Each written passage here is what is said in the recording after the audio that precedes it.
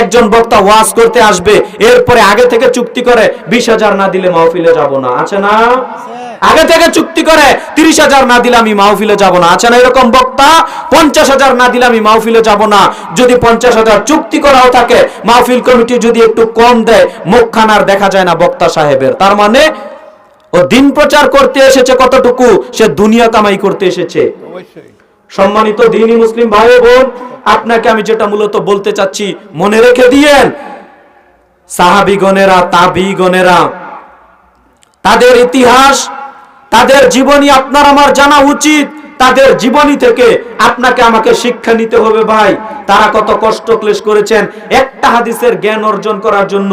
1300 কিলোমিটারও বেশি পথ অতিক্রম করে চলে গেছেন। আর আপনার বাড়ির পাশে জালসা, আপনি জানেন এখানে 10 জন আলেম আসবে, এখানে 5 জন আলেম আসবে, এখানে 2 জন বক্তা আসবে, আলেম আসবে। এই বৈঠকে গেলে 2, 4, 5, 10টা হাদিস হয়তো শিখতে পারবো, জানতে পারবো। এটা জ্ঞানের মজলিস। এই মজলিসে গেলে কোরআন হাদিসের একটু জ্ঞান অর্জন করা যাবে। এরপর আপনি বাড়িতে ঘুমিয়ে আছেন না। দিন আপনার জীবনে আপনারা কি কোরআন হাদিসকে মূল্যায়ন করেন? জি, অসম্ভব। আপনি কোরআন হাদিসকে মূল্যায়ন করেন না, এ কথাই ঠিক।